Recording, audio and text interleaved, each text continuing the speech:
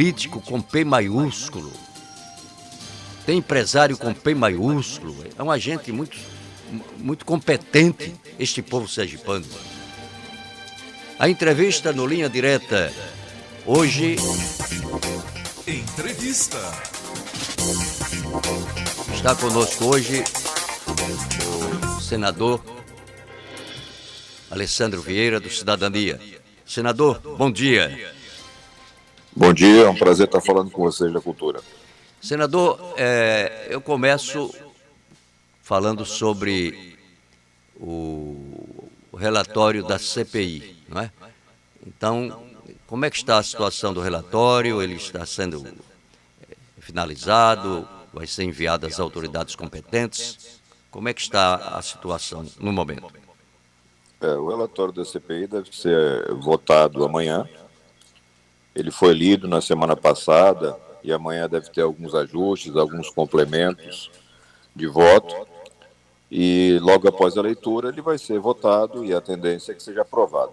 Depois de aprovado o relatório, ele é encaminhado para todas as autoridades competentes, PGR, Ministério Público de Primeira Instância, Tribunal Penal Internacional, e fica também à disposição da sociedade.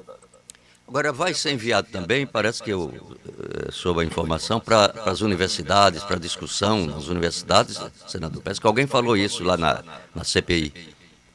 Fica disponível para toda a sociedade, né? O relatório da CPI é um documento importante, porque mostra, com dados, com depoimentos, com a coleta de documentos, como as coisas aconteceram nesse período, quais foram os erros cometidos e como é que a gente tem que se portar para evitar que eles aconteçam novamente. Agora, o senhor como participante, né, junto aí dos seus pares no Senado, na CPI, como é que é a situação desse relatório? Está bem recebido pelos senadores? Porque parece que tem pessoas que são contra determinados pontos do relatório, né? Inclusive senadores. É natural, você tem um trabalho feito de alta complexidade, é absolutamente normal que você tenha divergências. O grupo mais ligado ao governo rejeita qualquer coisa, né? Para eles não aconteceu nada, não teve nenhum problema, não teve nada errado. Mas a imensa maioria não, entende que aconteceram erros e você vai ter uma discussão com relação a um fato ou outro. Mas o fato central, que é de que o governo demorou para comprar as vacinas, que o governo não fez nenhuma campanha de esclarecimento nacional que viabilizasse a proteção das pessoas e que essas duas coisas, esses dois erros juntos, acabaram acelerando a contaminação, isso está provado e ninguém em sã consciência discute. E o pessoal diz que a CPI, a maioria de participantes é contra o governo e a tendência era só denunciar o governo e não prestigiar o povo brasileiro, né? Então, essas informações que são colocadas pelos próprios integrantes da CPI não podem prejudicar o andamento desse relatório, senador?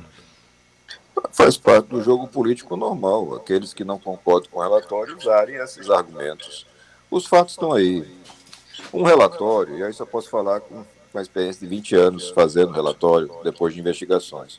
Um relatório é uma narrativa de fatos e um apontamento de provas. A justiça depois vai reavaliar isso tudo. Os fatos que nós encontramos, as provas que foram juntadas na CPI, na minha opinião, na opinião da maioria, é suficiente para mostrar que você teve vários crimes cometidos. Desde tentativas de corrupção, tentativas de estelionato, o crime de epidemia com resultado de morte, isso tudo aconteceu. Mas você vai ter uma discussão ainda que vai se prolongar por muito tempo, na justiça, nos tribunais, porque é assim que funciona do direito. Ninguém tem autonomia, um órgão apenas, ou uma investigação apenas, de condenar instantaneamente as pessoas. Não é isso que vai acontecer. O senhor está pedindo, tem aqui inclusive nas mídias sociais, senador Alessandro Vieira pede à CPI que envie ao Supremo Tribunal Federal fake news encampada por Bolsonaro que liga a vacina contra a Covid e a AIDS. O senhor está pedindo isso, senador? Nós temos aqui no Brasil que lidar com uma situação que acho que nenhum outro país do mundo tem que lidar. Nós temos um presidente da República que inventa e que espalha mentiras. E não são mentiras bestas. Por exemplo, ele podia espalhar a mentira que o governo dele é o melhor do mundo. É mentira, mas é uma mentira que não tem consequências. Mas quando ele mente ao ponto de dizer que uma vacina pode facilitar o surgimento de AIDS, é uma coisa de uma seriedade terrível. Porque as pessoas mais ignorantes que escutam aquilo deixam de se vacinar, deixam de se proteger e acabam se contaminando outras pessoas e morrendo. Como é que a gente lida com um presidente que faz esse tipo de coisa? Porque isso é inédito. Um presidente que descumpre a lei todos os dias. Tem uma norma, ele vai para um estado, nem para Sergipe, por exemplo, e tem uma lei estadual dizendo, olha, tem que usar máscara em lugar público. Ele não usa, ele se recusa a usar. Como é que você se comporta com o presidente da República que descumpre a lei? Porque na hora de cobrar Jair, Rosendo, Alessandro, todo mundo tem que seguir a lei. E Bolsonaro não tem que seguir lei? Ele vive num mundo diferente? Então, o que eu estou solicitando é que se informe ao Supremo com relação a essa situação e se cobre uma providência. Olha, como é que se faz com o presidente da República que descumpre a lei? Eu não tenho uma resposta pronta. Fosse um cidadão comum, seria preso. Mas é o presidente da República. Como é que se faz? A gente vai ter que descobrir, porque Bolsonaro não vai parar de mentir, infelizmente. Parece que faz parte da natureza dele. Agora, como surgiu esse assunto aí, de que a vacina pode ocasionar isso? É tirado de onde? Surgiu como? Você tem essa informação? Nós temos ao redor do mundo pessoas que se ocupam, grupos organizados, financiados intencionalmente, que se ocupam de atacar com mentiras várias coisas. Você tem uma ideia? Vamos esquecer Covid. Covid é uma doença nova. Vamos falar de poliomielite. No Brasil, está caindo todos os anos o número de pessoas que se vacinam. Sarampo, está caindo. Por que está caindo? Porque você tem nessas redes sociais que são um lixo, toda hora a circulação de boatos do tipo: a vacina causa autismo, a vacina causa outra doença, a vacina não funciona. E a pessoa que tem a cabeça mais fraca, mais ignorante, fica em dúvida e não se vacina mais. A consequência é que a gente pode voltar a ter surtos de doenças que estavam erradicadas há décadas do Brasil. E o presidente Bolsonaro faz parte desse processo. Ele talvez acredite nessas mentiras. É difícil você imaginar que um presidente da República, com toda a assessoria do mundo, acredite em mentiras tão grosseiras, mas ele não só acredita, como divulga. Ele usa a estrutura do Palácio do Planalto, ele usa a importância que tem Bolsonaro, um cidadão que recebeu a confiança de 57 milhões de brasileiros. Quando ele fala alguma coisa, tem impacto nas pessoas. É o presidente da República. E ele segue fazendo isso. Ele segue atacando o uso de máscaras, ele segue atacando a questão da vacina. E isso tudo a gente já sabe, já provamos, gera consequência na ponta. É mais gente doente, é a pandemia que demora mais para acabar, é o surgimento de novas variantes que podem fazer com que as pessoas se contaminem novamente. Então, é um absurdo completo. A gente já tem tanto problema no Brasil, 25 milhões de pessoas passando fome, e tem que gastar tempo com um cidadão desse que fica sentado na cadeira de presidente da República, parece que brincando no WhatsApp como se fosse um menino de 12 anos de idade. Agora, alguns itens, senador, foram retirados do relatório, dentre eles o genocídio. Por que realmente foi retirado esse e outros do relatório? Genocídio é uma tipificação, é um termo, né, sob o ponto de vista de crime, foi criado no pós-guerra, né, mundial, para descrever, para começar o trabalho de descrever ações organizadas contra determinados grupos étnicos, raciais, religiosos, identificados por localização geográfica. Então, ele tem algumas especificidades que eu não vi e a maior parte dos especialistas que nós consultamos também não viram. Então, se eu entendo que o governo agiu mal, mas ele agiu mal focalizado em índios, focalizado em negros, focalizado em povos da Amazônia ou do Sergipe? Não, me parece que não. Os erros foram generalizados. Foi para o Brasil inteiro, atrasou a compra de vacina para o Brasil inteiro, desinformou o Brasil inteiro, boicotou governadores e prefeitos no Brasil inteiro. Então, aí você sai do genocídio e entra num outro crime, que é o artigo seguinte da mesma lei, que é o crime contra a humanidade. Esse sim me parece bem configurado. E aí foi o que a maioria da CPI vem entendendo. Na campanha, o senhor até realmente apoiou as ideias de Bolsonaro, mas no Roda Viva o senhor já disse que hoje votaria até no próprio Lula se fosse candidato à presidência da República e causou assim um rebuliço, inclusive aqui no próprio estado. Realmente o senhor votaria na pré-candidatura, caso o Lula for candidato a presidente? Você que é um jornalista sério e tem uma grande capacidade de entendimento, pode explicar melhor essa história. Eu até aceito quando é alguém de fora que não conhece Sergipe que comece errado e acabe errado numa conversa dessa. Em 2018, na campanha de 2018, eu fui eleito tendo como candidata a presidente da República Marina Silva e não Bolsonaro. Ninguém viu Alessandro pedindo voto para Bolsonaro nem no primeiro, nem no segundo turno. No segundo turno, o que eu fiz foi declarar o meu voto em Bolsonaro porque eu não votaria no projeto do PT. Eu acreditei, como milhões e milhões de brasileiros acreditaram, que com o Bolsonaro a gente ia continuar o trabalho da Lava Jato de combate à corrupção. Essa é a história de 2018. 2019, primeiro semestre de 2019, já tinha caído a máscara e já estava claro que Bolsonaro ia se agarrar com o PT e com o Centrão para destruir a Lava Jato. Como destruiu? Como destruiu?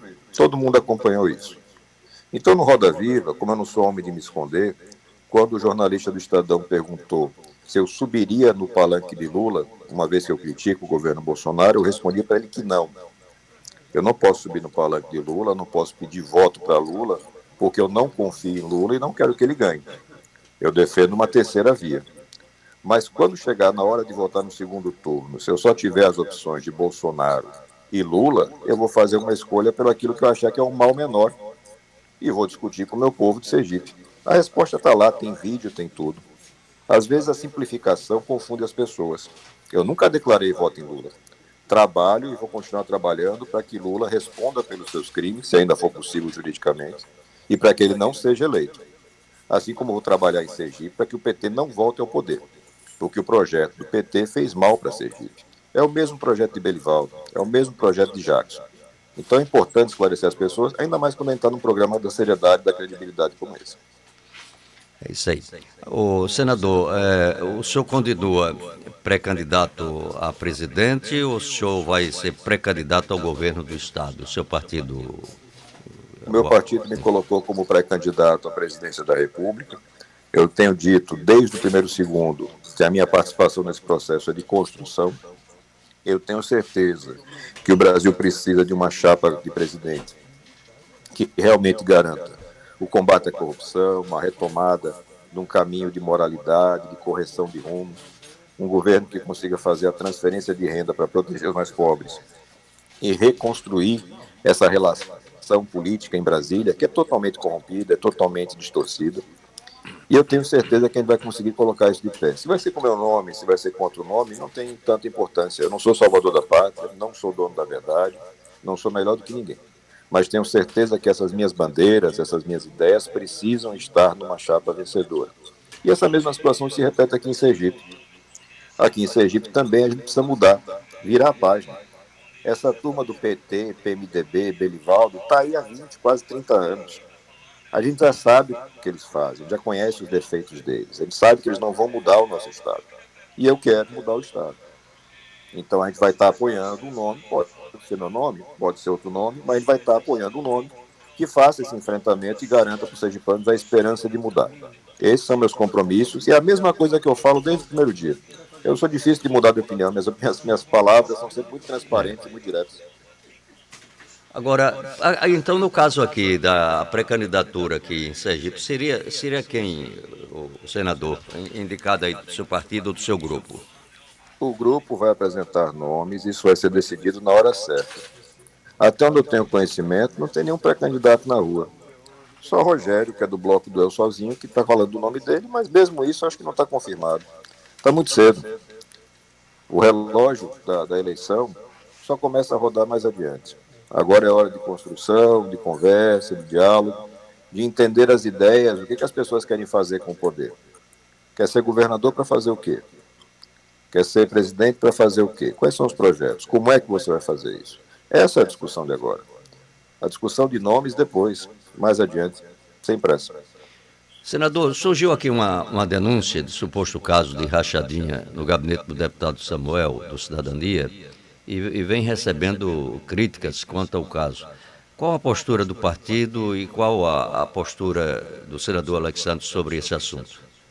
Sempre de muita transparência e firmeza. O deputado Samuel Carvalho apresentou as suas explicações, procurou o Ministério Público e a polícia e colocou os seus sigilos e os sigilos da família à disposição, cobrou investigação aprofundada, se comprometeu na imprensa a renunciar ao mandato se alguém comprovar que ele fez alguma coisa de errado.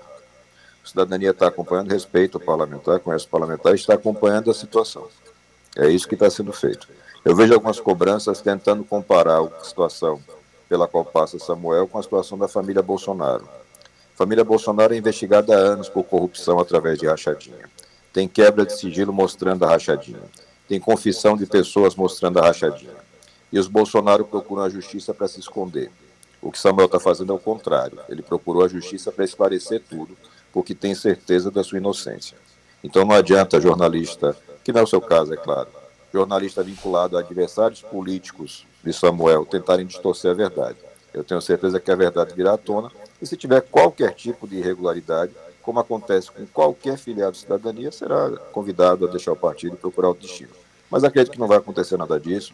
Samuel é um cara com a vida muito organizada, a vida inteira, com um bom trabalho, e eu tenho certeza que ele vai conseguir esclarecer todos esses fatos. E o jornalismo tem que ser a verdade, né? Sem tendências. Esse é que é o jornalismo, sempre sem a tendência da oportunidade e o respeito, não é? Eu acho que a autoridade, mesmo sendo criticada e sendo alguém que tem isso, tem aquilo, você tem que respeitar o cargo que o cidadão, pelo menos, o cargo que o cidadão está exercendo, não é? Bom, nós temos aqui um ouvinte que quer fazer uma pergunta, senador. Por gentileza, Zé, vamos ver. Bom dia a todos os ouvintes da cultura. Aqui quem está falando é Osmário, aqui do São Carlos, certo? Eu queria perguntar ao senador se nesse processo aí dessa Lava Jato, se existe realmente prova de corrupção ou só de tentativa de corrupção. Porque a gente passou um bocado de ano aí só vendo corrupção e Polícia Federal prende um e prende outro e aquela coisa toda. E agora está se fazendo uma confusão em uma coisa que você disse que foi uma tentativa de corrupção. Aí eu quero perguntar ao senhor se o senhor acredita em Deus. Entendeu? Se não quiser responder, não pode responder, que é um particular seu, tá ok? Mas eu, José Osmário dos Santos, votei em você como senador, entendeu? E tenho o maior respeito do mundo por você, tá ok? Tchau, fique com Deus. Bom, primeiro, sim, eu sou católico, acredito em Deus, faço minhas orações todos os dias. Com relação à Lava Jato, veja, os bilhões de reais que foram recuperados, as mais de uma centena de confissões, as malas de dinheiro, não permitem que qualquer armação faça com que a gente esqueça o que aconteceu. A Operação Lava Jato mostrou um dos maiores esquemas de corrupção da história do Brasil, que era comandado pelo PT juntamente com os partidos do Centrão. Essa narrativa de fingir que nada aconteceu, ela só serve para os convertidos, para aqueles que já são fanáticos, apaixonados e querem acreditar em história da carochinha, Papai Noel, Coelhinho da Páscoa. Teve muita corrupção. O triste é a gente reconhecer que essa corrupção continua acontecendo, porque os mesmos personagens continuam no governo ou próximos ao governo. É aquela mesma turma. O líder do governo é o mesmo que era líder de Dilma, de Lula, de Temer. Então, infelizmente, a gente apostou em 2018 em mudar tudo e não conseguimos mudar quase nada. A gente vai ter que fazer de novo nosso trabalho para mudar de verdade o Brasil, porque a corrupção continua e a gente tem que combater isso, porque se não conseguir estancar a corrupção, sempre vai faltar dinheiro para a saúde, para a educação, para a segurança pública. A gente tem que fazer esse trabalho, é uma obrigação de todo brasileiro de bem. Cláudio. Bom dia, senador. É o Cláudio. Perguntando esse bojo aí do Osmário, por que quando se fala em corrupção, a gente apenas visualiza o PT e não considera que o PP, PMDB, PRB, enfim, vários partidos também se envolveram na questão da Lava Jato, na corrupção durante o governo petista? Por que só se visualiza o PT e se esqueceu esses partidos que hoje, inclusive, dão sustentação a Bolsonaro? É o que eu tenho dito sempre, você acompanha, Cláudio. Corrupção não tem ideologia, corrupção não tem partidos. Corrupção é um comportamento humano que acontece quando você não tem fiscalização adequada, quando você não tem polícia, Ministério Público e Justiça que trabalhem bem. E aí você vai ter corrupção. O partido importa muito pouco. São poucos os partidos que não têm nenhum escândalo de corrupção. No meu caso, graças a Deus, no Cidadania, o partido anterior, a Rede, você não tem notícia de nenhum escândalo, pelo menos envolvendo as grandes figuras do partido. Já outros, como é o caso do PP, como é o caso do MDB, são notórios pelo volume de pessoas envolvidas em crimes. que ocupam grandes cargos dentro do partido. E aí está falando de coisas sérias, milhões de reais, processo e tudo mais. O que a gente tem que entender é isso, não é uma questão ideológica, a corrupção não é de esquerda nem é de direita. A gente precisa de honestidade e qualificação nos cargos certos para poder corrigir os rumos do Brasil, os rumos de Sergipe. Se a gente não consegue vencer isso, a gente vai sempre estar caindo nessa armadilha, nos estelionatos eleitorais. Uma guerra de lama, um jogando lama no outro para tentar dizer que todo mundo é igual. Não é verdade. Tem muita gente honesta, muita gente séria que está disposta a se sacrificar, a fazer um esforço pessoal grande para poder fazer o Brasil mudar e entrar no rumo certo. E é com essa turma que eu vou estar andando, sempre. Eu não tenho como mudar de opinião nem de postura. Eu defendo o certo porque é o certo, não é porque tem uma vantagem eleitoral ou pode ter uma vantagem eleitoral. É verdade, nem todo mundo é desonesto, né? Tem políticos que realmente merecem todo o nosso respeito, toda a nossa atenção. Bom, tem um ouvinte aqui no Zap, 32208700. Ayrton Taxista, bom dia. Bom dia, Jário. Bom dia aos ouvintes da Rádio Cultura. Quero perguntar a Alessandro Vieira se foi o Bolsonaro quem criou esse vírus, porque parece que tudo que existe de ruim no Brasil, por causa da pandemia, foi criado por ele. Como é que ele se colocou contra os governos, se ele enviou bilhões e bilhões, e que compraram respiradores que nunca foram entregues?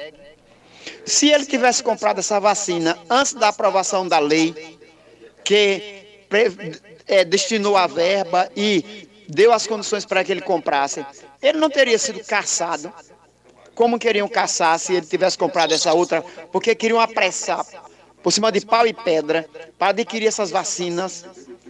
E como ele não comprou, aí abriram CPI. Outra coisa, vocês não acham que com essa CPI fizeram um desserviço contra a população brasileira, massacrando pessoas com perguntas direcionadas e que não aceitavam outra resposta que não fosse a do relator? É um absurdo que fizeram com o povo brasileiro, achando que todo mundo não tem raciocínio lógico. Um abraço. Continuo confiando em você, Alessandro, como cidadão, como honesto. Agora, nessa CPI, você decepcionou muito, principalmente nós que trabalhamos para a sua eleição. Um abraço de Ayrton Taxista. Como eu sempre faço, eu respeito muito a opinião das pessoas, mesmo quando não concordo. Vamos falar um pouquinho sobre respiradores. Saindo das bolhas de desinformação do WhatsApp, vamos falar da vida real. O consórcio Nordeste fez um absurdo, cometeu crimes. Estão respondendo a processo. Salvo engano, eram 300 respiradores que teriam sido comprados a 48 milhões de reais de uma empresa de fachada. Uma picaretagem muito clara. Essas pessoas foram presas, depois soltas e respondem a processo. Uma parte do dinheiro foi devolvida, uma parte muito grande não voltou até agora. E o pior, os governos não dão explicação. Você nunca viu o Belivaldo sentando e explicando, sem se esconder, por que fez essa escolha. Esse é um ponto. Mas, de novo, 48 milhões, 300 respiradores. Você sabe quantos respiradores o governo federal não consegue comprovar para a CGU que comprou mesmo e entregou? Porque pagar ele pagou? Quase 5 mil. Quase 5 mil. Então, só para as pessoas botarem o pé no chão e parar com coisa de narrativa.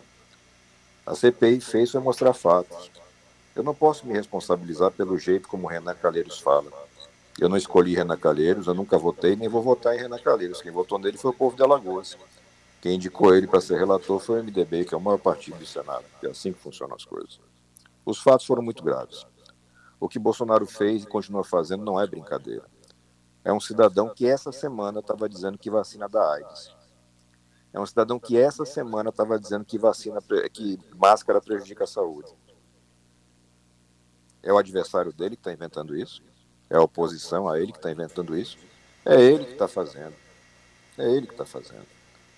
Então esse cidadão tem que ser responsabilizado, sim. Eu tenho orgulho do trabalho que eu fiz na CPI. Me responsabilizo pelo que eu faço.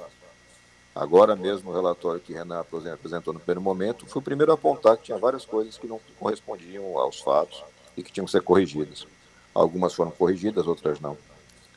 A minha opinião sobre a CPI exatamente está no material que eu fiz questão de protocolar, que tem 149 páginas, está disponível em todo canto. É o que eu acho que aconteceu, o que está provado que aconteceu. E é assim que eu vou continuar me conduzindo. de uma forma honesta, transparente e sempre muito verdadeira.